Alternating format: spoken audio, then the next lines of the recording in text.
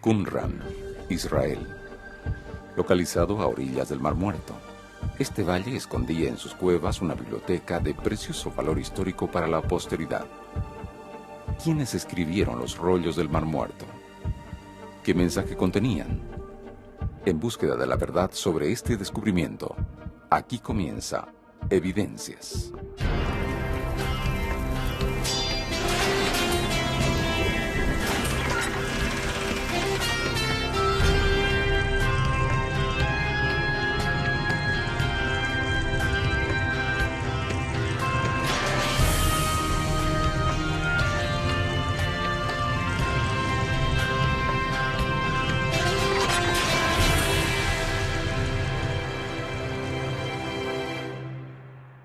Los rollos del Mar Muerto es uno de los capítulos más recientes dentro de los estudios científicos de la historia bíblica. Un hallazgo impactante para los que defienden y para los que niegan la veracidad del relato bíblico. Pero, ¿qué son estos rollos? ¿Y quiénes lo escribieron? Los rollos del Mar Muerto son el descubrimiento arqueológico más importante del siglo XX. ¿Por qué son tan relevantes? Porque antes del año 1947 solamente teníamos copias de la Biblia que databan de unos 1000 años después de Cristo, hablando acerca de copias de la Biblia hebrea. Así que muchas personas arguían que algunos de estos escritos habían sido acomodados después de los eventos para tratar de responder a las profecías que los cristianos aseguran que se cumplían en la vida de Jesús. Por esa razón, los rollos del Mar Muerto fueron revolucionarios. Se descubrieron accidentalmente en 1947 por unos beduinos que andaban por ahí circulando por las cavernas que hay en las proximidades del Mar Muerto. La geografía del Mar Muerto es muy interesante, es muy árida y tiene unas especies de murallones, ¿no? Donde hay cuevas. Y se los llama así los rollos del Mar Muerto porque fueron encontrados en la orilla noroccidental de este mar, que es la finalización o el desemboque o desembocadura del río Jordán. El río Jordán que nace en el Líbano y hace un recorrido de unos 150 kilómetros y termina en esa fosa que se llama el Mar Muerto, 400 metros debajo del nivel del mar. Los rollos del Mar Muerto fueron descubiertos por un joven beduino. He tenido el privilegio de conocer a varias de las personas que estuvieron en toda la drama de ese descubrimiento hace unos 60 años atrás, 60 y poco. En el año 1947, este jovencito tiró una piedra. Y cuando tiró esa piedra quebró algo. Él pensaba que tal vez era oro, porque muchos de estos niños, hasta los días de hoy, buscan elementos o artefactos que han sido enterrados por mucho tiempo para venderlos. Así que él va y, qué chasco, solamente encuentra algunas vasijas y encuentra algunos fragmentos de cuero, similares a los que tenemos aquí. Estos fragmentos de pergamino, de cuero viejo, con tinta, a los ojos de él, pues no eran muy significativos. Él los tomó y se los llevó a un sacerdote.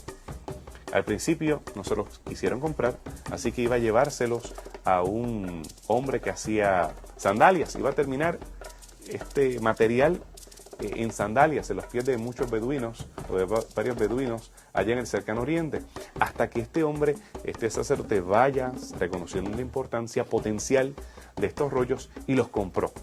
A partir de allí fueron expediciones arqueológicas. Vincent fue el primero y después el más famoso de todos es un francés, Rolando de Vaux, un sacerdote, si no recuerdo mal, es de la orden de los dominicos, que fue el gran investigador y arqueólogo que siguió excavando y trabajando y descubriendo nuevos manuscritos en esas cavernas del Mar Muerto. Los rollos del Mar Muerto es un cuerpo de escritos que se componen de escritos similares a los que tenemos en la Biblia, el Primer Testamento o el Antiguo Testamento. Tenemos escritos que son conocidos como los libros apócrifos también. Y también, en tercer lugar, tenemos rollos o escritos de una secta llamada los esenios, que vivía en esa parte, la parte sur-oeste del Mar Muerto, donde hoy se encuentra el Estado de Israel. Y los esenios eran un grupo de eruditos, muchos de ellos de descendencia sacerdotal, que se fueron a una comuna en la cual ellos interpretaban que pronto habría una guerra entre los hijos de la luz y los hijos de las tinieblas. Ellos tenían que prepararse, así que esta comunidad de hombres se dedicaban a escribir la Biblia y escribir escritos apocalípticos, los cuales hablaban acerca de esta guerra entre el bien y el mal. Allí ellos vivieron, tenían sus construcciones, tenían sus casitas, sus fortalezas. Parece que eran una comunidad judía ascética, puritana, separados de las poblaciones, separados de las masas.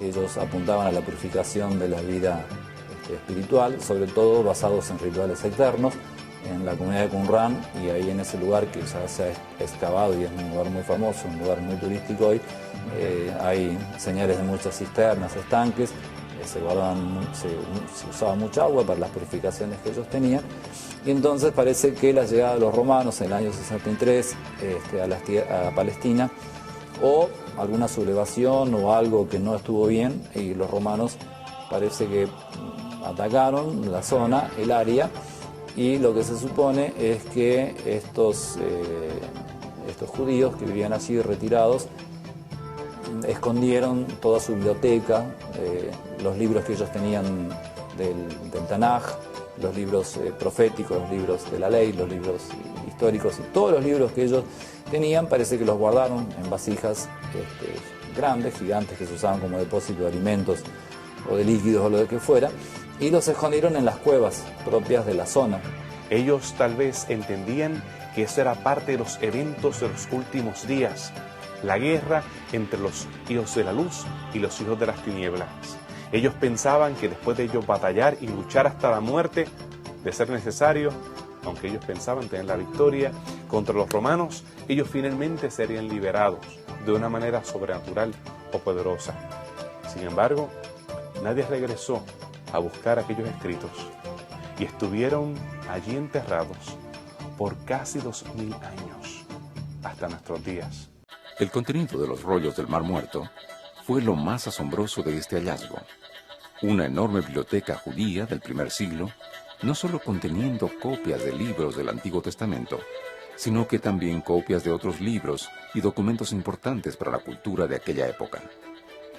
En la biblioteca de Qumran se encontraron los libros del Tanaj judío, que serían los libros de la ley, de los profetas y de los escritos, que nosotros conocemos hoy como Antiguo Testamento, cientos de rollos escritos en hebreo, y es interesante ver cómo los Salmos, Deuteronomio y Isaías son los libros que más aparecen. El libro de Isaías se encontró completo, 2 rollos, una copia completa del libro de Isaías, un rollo, un comentario sobre Habacuc, otro sobre Génesis, y bueno, cientos de manuscritos conteniendo los diferentes libros de la Biblia. El único libro de la Biblia que no está atestiguado ahí en Qumran es el libro de Esther, pero quizás sea simplemente un accidente, nada más. Los esenios no solamente copiaron los libros de la Biblia, no solamente copiaron los libros canónicos de la Biblia, sino que también copiaron otros libros que por supuesto había. El Señor en los Evangelios y en las Sagradas Escrituras, en el Nuevo Testamento, se dice que esto que nosotros tenemos, esto que estamos leyendo, dicen los autores del Nuevo Testamento, no es todo lo que dijo Jesús. Jesús dijo otras cosas también, que no están en esos libritos, en esa compilación de los libros. Quiere decir que evidentemente hubo otros, puede haber habido otros libros con dichos de Jesús. Lo que pasa es que cuando se compilaron los libros, cuando se formó lo que se llama el canon o la regla, nuestros hermanos cristianos que compilaron el canon, no los consideraron necesarios para incorporarlos al canon, y algunos quedaron afuera del canon, y de esos libros también hay copias que hicieron los esenios. También ellos se ve que tenían algunos libros especiales que también se encontraron, el rollo de Damasco, que se llama, que eran unas reglas,